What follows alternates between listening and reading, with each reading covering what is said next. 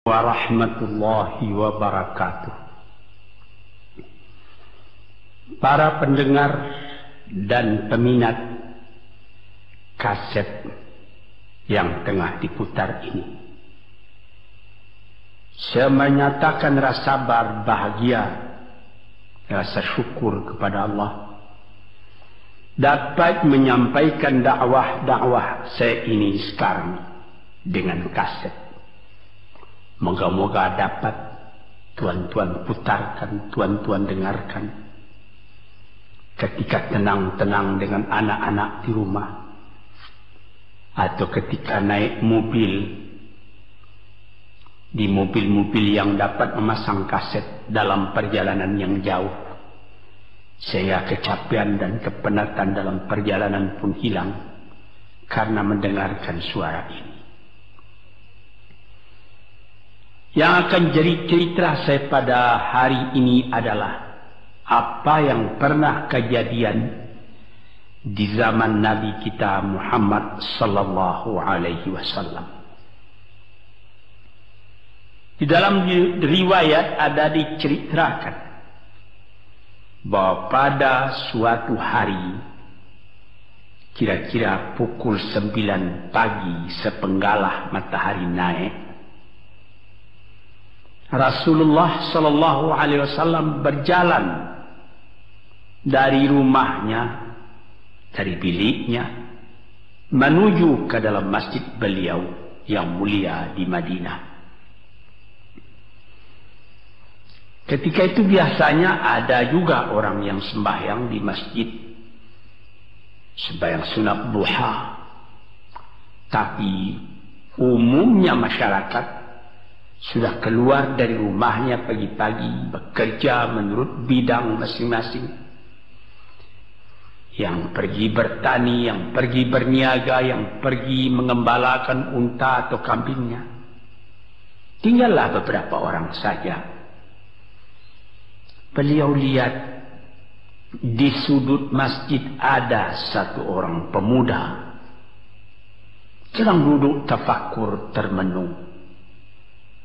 Mukanya kelihatan muram saja, menunjukkan kesedihan yang terpendam di dalam hatinya.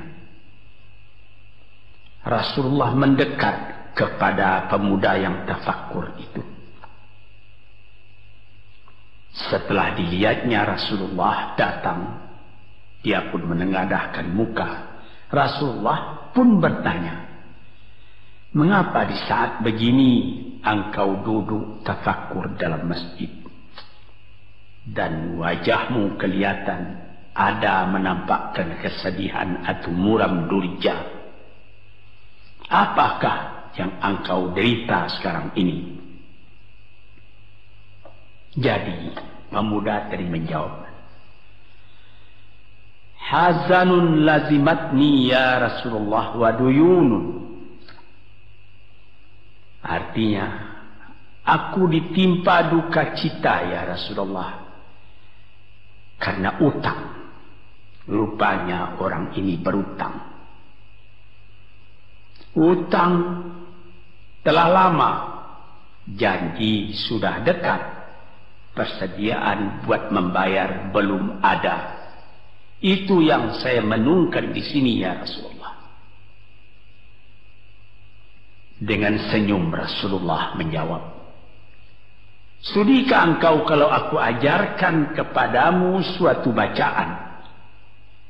Apabila bacaan ini, yaitu berupa doa, engkau baca pagi-pagi, dan nanti petang-petang pun engkau baca pula dengan hati khusyuk, insyaallah hutangmu itu akan terbayar." Tentu pemuda tadi dengan besar hati menjawab, "Tentu ya Rasulullah. Aku senang sekali kalau dapat engkau ajarkan kepadaku apakah doa itu." Lalu Rasulullah membacakan, mengajarkan kepada pemuda itu doa ini. Inilah yang akan saya bacakan pula, mudah-mudahan kita semuanya dapat pula mengambil bacaan ini menjadi bacaan kita.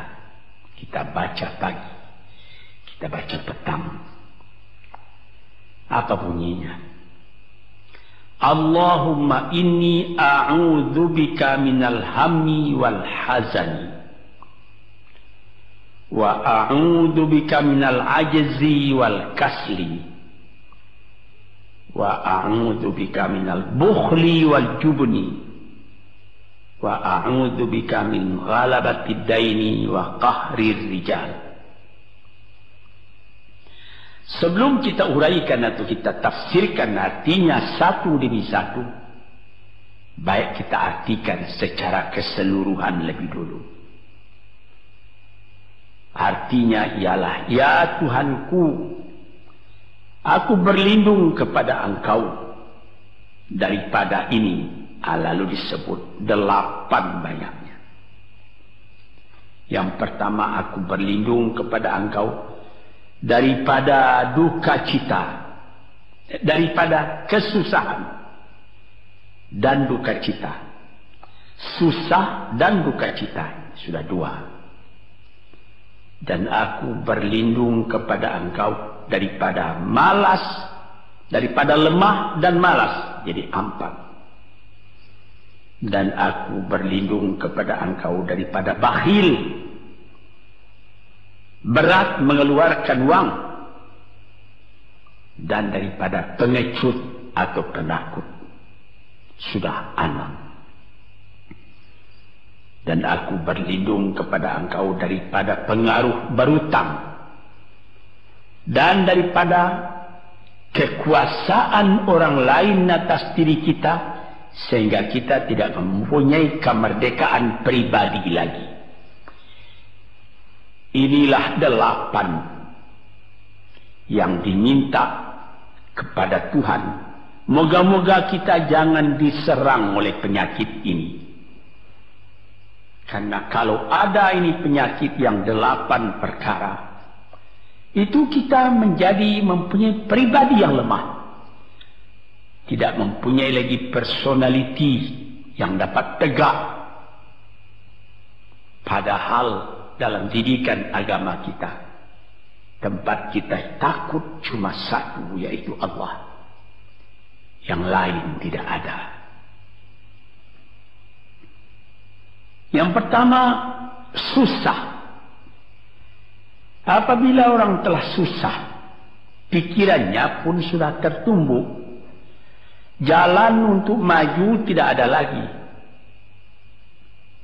Padahal dalam kehidupan itu, manusia tidak akan berjalan di atas jalan yang datar saja, yang bertaburkan kembang.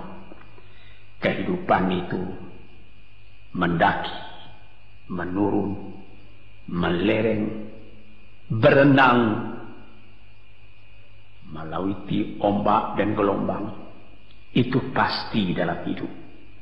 Apa yang disusahkan? Kusut, tak ada kusut yang tidak selesai. Keruh, tak ada keruh yang tidak jernih. Apabila pikiran kita telah susah lebih dulu, maka gelaplah jalan yang kita tempuh ke muka dalam kehidupan tadi. Yang kedua, kita disuruh berlindung kepada Allah daripada duka cita. Yang menyebabkan orang duka cita itu memang banyak. Misalnya, kehilangan barang yang disukai, kematian orang yang disenangi, bahaya yang datang dengan tiba-tiba. Orang yang ditunggu sudah lama tidak datang. Barang yang dicari tak bertemu, dan lain-lain sebagainya. Lalu tumbuh hazan, duka cita. Kalau kesusahan menjadikan soal yang kita hadapi jadi kusut, kedukaan menyebabkan jalan yang kita tempuh jadi gelap. Nah, ini 2 dua hal yang bisa menghambat, menjadi rintangan bagi manusia di dalam kehidupannya. Lalu yang ketiga, aku berlindung kepada Engkau ya Allah minal ajaz. Lemah. Lemah apa? Lemah pikiran. Tidak ada energi lagi. Tidak ada inisiatif lagi.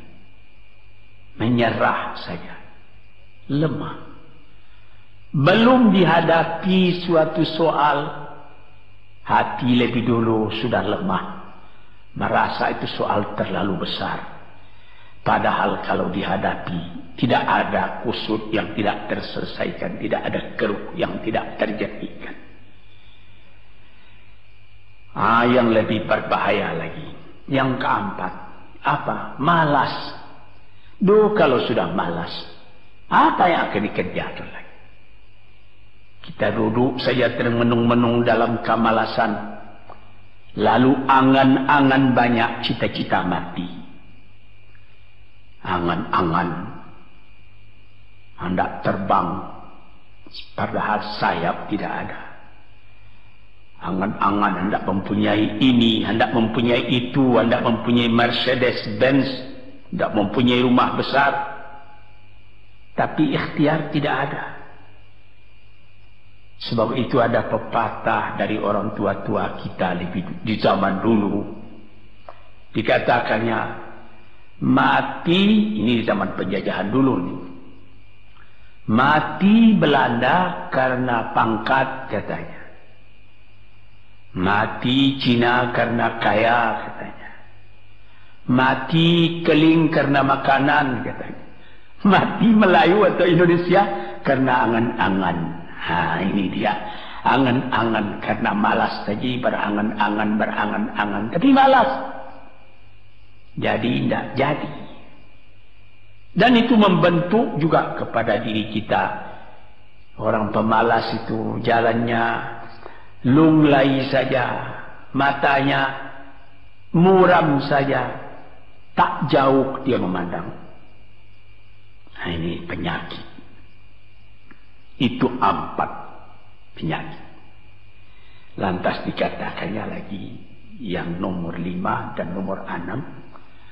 Wa a'udzubika minal bukhli wal jubni, dan aku berlindung kepada Engkau daripada bakhil dan pengecut. Ini lebih berbahaya lagi. Dikumpul-kumpulnya harta banyak-banyak, maksudnya tadi hendak menguasai harta itu. Lama-lama dengan tidak disadarinya, harta itulah yang menguasai dia. Dia menjadi bakhil. Siang malam tidak ada kesenangan, cuma sibuk cari uang, cari uang, cari uang. Kemudian simpan banyak-banyak. Gunanya ya cuma mengumpul itu saja.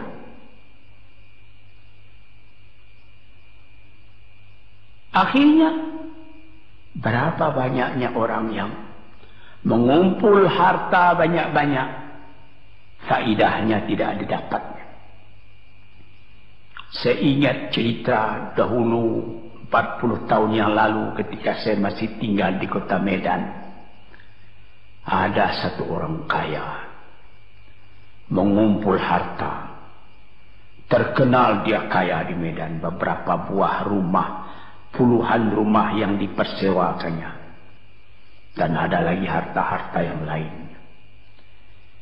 Dia berjalan di jalan raya kota Medan itu dengan jalan kaki pakai payung satu. Padahal orang sudah mulai membeli mobil, entah Cadillac lah, entah Chevrolet lah, model-model yang terkenal sebelum perang. Anaknya mengambil faidah dari kekayaan ayahnya. Dia beli mobil dengan uang ayahnya. Lalu orang bertanya, "Tuan, anak Tuan sudah naik mobil, Tuan masih jalan kaki. Apa jawab si bakhil tadi? Saya anak orang miskin, anak saya anak orang kaya, katanya. Nah, inilah orang yang bukan lagi mencari harta buat menguasai harta itu, tetapi dia mencari harta buat dikuasai oleh harta itu. Yang nomor 6 lebih jahat lagi. Apa? Jubun, pengecut. Pengecut ini menjadikan separuh dari kehidupan manusia menjadi gagal. Ada pepatah orang, kalau engkau berniaga atau berusaha, meskipun modalmu tadinya tidak ada, asal engkau berani, itulah modal utama dalam hidup. Sesuai dengan pepatah Melayu atau pepatah Indonesia lama, dia katakan,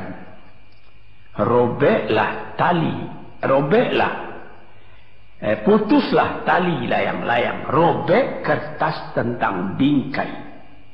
Hidup jangan mengepalang, tidak kaya berani pakai.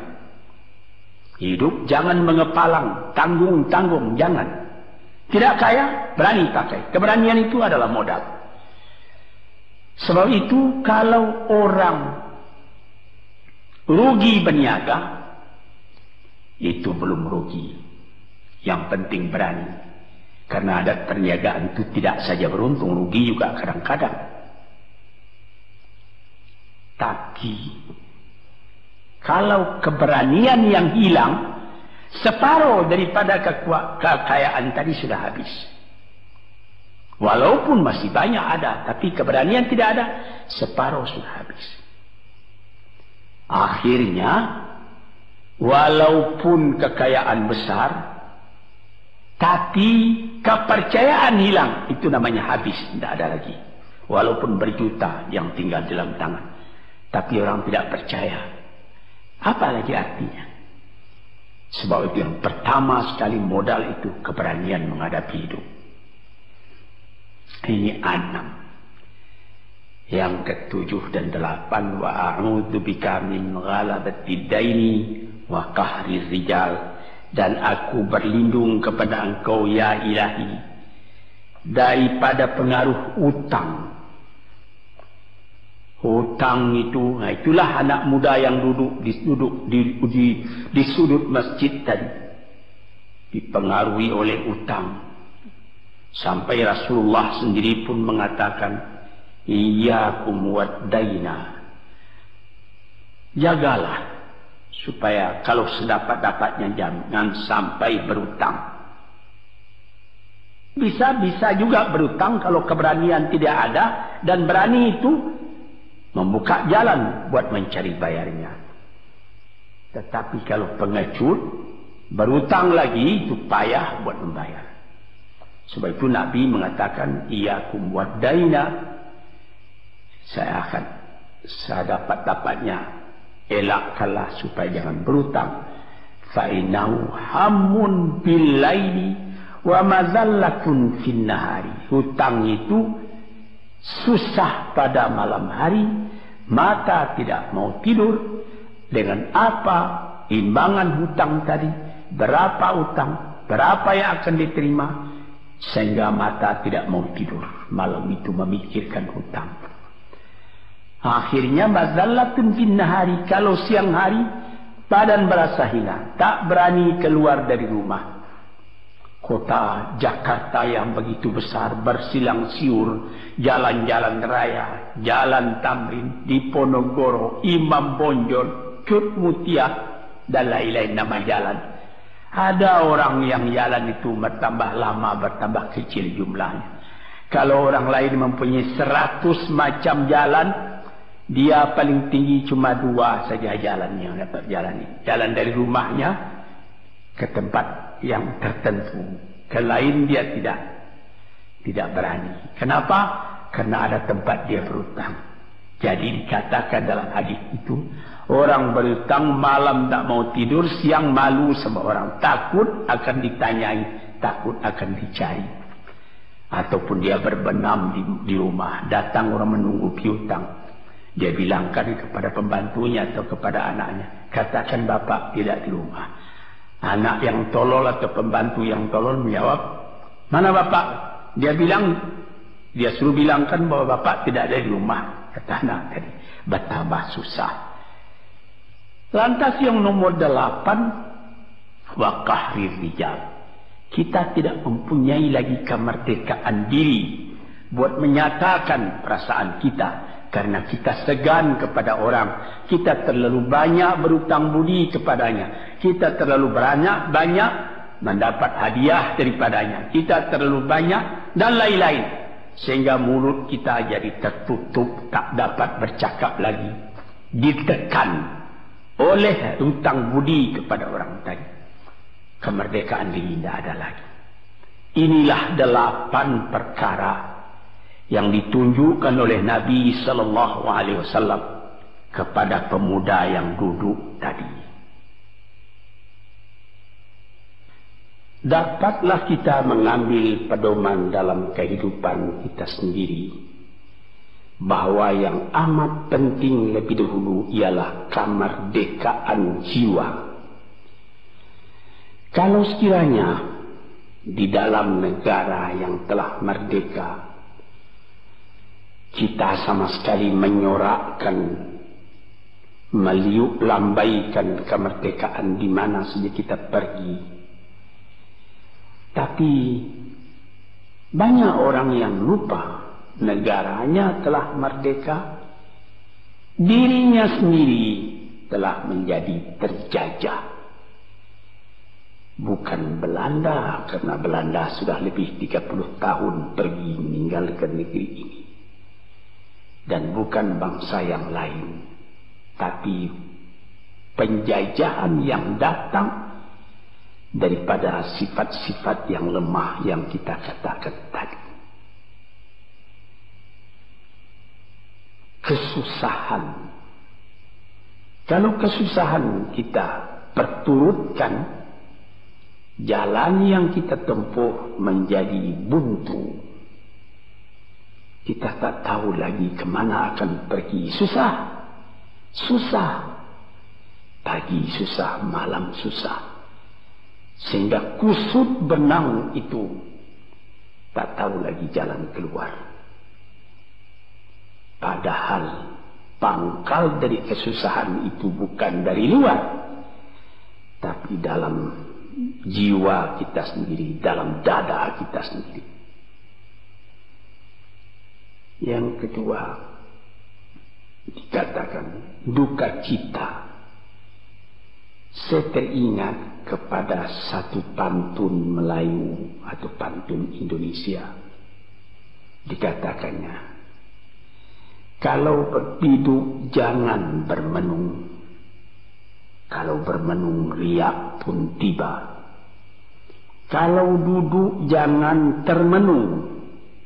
Kalau termenung hati pun iba. Kalau hati sudah iba, jalan tertumbuk. Sampai ada juga pepatah nenek moyang kita, hati yang marah mendorongkan, hati yang iba menjauhkan. Sebab itu haruslah kita bersedia membesarkan jiwa kita sendiri. Marfu'ar ras, maufurul kiramah. Kepala terangkat, harga diri dijaga. Itu kemudian dikatakan yang kedua, al-ajaz, lemah, al-kasal, malas. Kelemahan ini juga ada yang karena penyakit. Kenapa lemah saja? Kenapa tiap-tiap pekerjaan yang dihadapi pesimis yang timbul sehingga timbul malas? Kalau perlu, kita pergi kepada dokter, terutama psikiater. Kita tanyai, di mana segi kelemahan ini? Karena kelemahan jiwa, kemalasan, malas dan lemah itu dari jiwa pangkalnya ahli-ahli ilmu kesehatan yang telah mendalam mengetahui hubungan antara rohani dengan jasmani kita, sehingga timbul ilmu yang dinamai psikosomatik atau psikoterapi, menganalisa jiwa dari mana seginya, maka timbul lemah, maka timbul malas. Di sini kita memerlukan kuatnya energi, sebab apabila manusia mempunyai jiwa yang besar, pekerjaan yang besar pun dipandangnya kecil. Tetapi apabila manusia mempunyai jiwa yang kecil, pekerjaan yang kecil pun dipandangnya besar. Kita misalkan saja kedua orang pemimpin yang kita cintai dan kita hormati, proklamator kita Bung Karno dan Bung Hatta. Mereka mempunyai jiwa-jiwa yang besar. Sebab itu mereka memproklamirkan kemerdekaan Indonesia. Indonesia yang besar yang terjadi daripada puluhan ribu pulau. Dengan 45 kata perkataan, 45 patah perkataan. Dengan ini kami menyatakan kemerdekaan Indonesia. Tapi kalau beliau misalnya orang yang berjiwa kecil, dia akan bertanya, bagaimana bisa Indonesia merdeka? Kita sudah miskin, melarat, dulu dijajah Belanda, kemudian ditekan Jepang. Kapan? Dia mengkaji itu pekerjaan yang detail-detail, yang kecil-kecil, dia anggap itu besar. Nah, ini misalnya. Maka orang-orang yang ajaz, yang lemah, atau yang kasar, yang pengecut, yang pemalas, tidak dapat mengerjakan pekerjaan yang besar-besar. Nah, kemudian yang kelima dan keenam, wa a'udzubika minal bukhli, aku berlindung kepada engkau daripada bakhil, menerima mau banyak-banyak, mengeluarkan paling sedikit. Dia anggap, sebagaimana saya katakan tadi, tadinya dia menguasai harta. Akhirnya dengan tidak disadarinya, dia yang dikuasai oleh harta. Akhirnya orang yang begini kerjanya cuma mengumpul-ngumpul harta saja.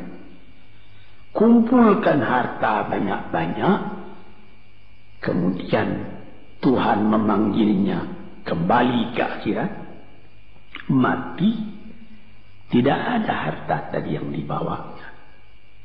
Tinggal menjadi perselisihan di antara anak dan cucu. Di hari-hari yang pertama, anak tadi menangis. Ayahnya telah mati. Tapi di hari yang kedua dan ketiga, dia tidak menangis lagi. Dia berpikir, di mana kunci ditaruh ayah? Di mana simpanan ayah? Berapa peninggalan ayah? Lalu dia berkelahi. Anak tadi. Nah ini, karena si ayah tadi bukhul, bakhil. Nikmatnya orang lain yang merasai, dia sendiri sengsara diperintah oleh hartanya itu. Apatah lagi yang keenam, jubun, pengecut. Dia berjalan siang, dia berjalan malam hari. Kelihatannya olehnya pohon kayu bergerak-gerak. Disangkanya itu hantu. Dia lari terus. Bertambah lari, bertambah takut. Akhirnya dia pingsan karena sudah lari itu. Dia tidak ada apa-apa oleh orang yang berani. Ini orang yang gagal di dalam perjalanan hidupnya. Karena penakutnya, karena pengecutnya itu. Padahal di dalam keterangan agama sendiri, orang-orang yang beriman kepada Allah dikatakan, la tahinu wa wala ta'zan wa antumul a'launa in kuntum mu'minin. Jangan engkau merasa lemah, jangan engkau merasa duka cita, jangan engkau merasa pengecut. Engkau tinggi kalau engkau beriman kepada Allah Subhanahu wa ta'ala. Dengan iman kepada Allah Ta'ala itu kita melihat alam dalam keindahannya, dalam kekecilannya. Yang besar cuma Allah. Kita tidak takut karena tidak ada satu bahaya yang akan menimpa kepada diri kita kalau tidak Tuhan yang menentukan. Ini pokok tuan-tuan para pendengar kaset yang saya muliakan. Kemudian di nomor 7 dikatakan kita berlindung kepada Allah daripada pengaruh hutang. Alangkah kecilnya jiwa orang apabila dia telah berutang kepada orang lain. Dibikin janji tanggal sekian akan dibayar, tanggalnya sudah dekat, persediaan belum ada.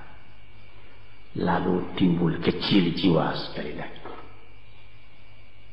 Apatah lagi qahri rijal yang nomor 8. Yang ke-8 sebagaimana telah kita uraikan tadi ialah qahri rijal, pengaruh orang lain kepada diri kita sendiri. Sehingga kita tidak berani lagi menyebut kebenaran, tidak berani lagi mengatakan yang hak. Lidah telah tertutup, mulut telah penuh dengan air sehingga tidak dapat dibuka lagi. Segan, kita sudah terlalu banyak berutang budi kepada orang. Walaupun sudah jelas perbuatan orang itu salah misalnya, kita tidak berani lagi menegur. Dengan demikian timbullah di dalam masyarakat apa yang disebut dalam bahasa Arab munafik, yaitu lain di mulut, lain di hati. Hati mengatakan perbuatan orang ini salah, tapi mulut mengatakan bagaimana pikiran saya, bagaimana pendapat Tuhan sekarang tentang perbuatan saya ini. Baik Bapak, ini bagus Bapak, itu sudah betul Bapak. Padahal tidak. Ini kecelakaan yang nomor 8. Kita minta kepada Allah supaya kita dilepaskan dari pengaruh-pengaruh orang, pengaruh manusia, sehingga kita tidak berani lagi menyebut apa yang benar itu. Padahal di dalam hadis dikatakan qulil haqq walau kana murran. Katakan yang benar itu walaupun pahit sekalipun. Ini murah menyebutnya, tetapi kalau jiwa sudah tertekan tidak berani menyebutnya lagi. Para pengikut kaset yang tercinta, itulah 8 perkara diperingatkan, dituliskan, diajarkan, disuruh hafal oleh Nabi kepada pemuda yang beliau dapati termenung duduk seorang diri tadi. Dengan patuh dia turuti kehendak Nabi, dia baca itu tiap pagi, dia baca itu tiap sore, dia pahamkan apa isinya. Lalu timbul energi baru dalam dirinya, semangat yang baru. Langit pun kelihatan cerah, bintang pun kelihatan berkelap-kelip, matahari pun kelihatan bercahaya, dan dia sudah melihat kehidupan ini dengan mata yang terang. Kemudian dia bertemu dengan Nabi, ya Rasulullah, saya mengucapkan terima kasih. Penyakit-penyakit tak ada pada diri saya lagi. Utang saya sudah terbayar. Dan saya akan memulai hidup yang baru. Inilah jawab dari pemuda tadi. Dan inilah jadi pedoman pula bagi kita kaum muslimin. Kalau kita terjadi pada diri kita beberapa hal, salah satu dari yang 8 perkara itu, Baca doa ini pagi, baca doa ini petang, lalu berusaha. Jangan cuma berdoa, berusaha, berdoa dan berusaha. Allah akan membukakan kepada kita pintu rahmatnya, memberikan nikmatnya yang berlipat ganda, sehingga segala sesuatu yang di kiri kanan kita menjadi kekayaan, menjadi inspirasi buat maju ke depan di dalam kehidupan ini. Bapak-bapak, saudara-saudara pendengar kaset yang saya muliakan, moga-moga pengaruh dari hadis ini, daripada doa ini masuk ke dalam diri saudara, dan saudara menjadi orang muslim dan merdeka yang sejati. Sekianlah pandangan saya, moga-moga ada manfaatnya bagi para pendengar dan peminat kaset yang tercinta. Assalamualaikum warahmatullahi wabarakatuh.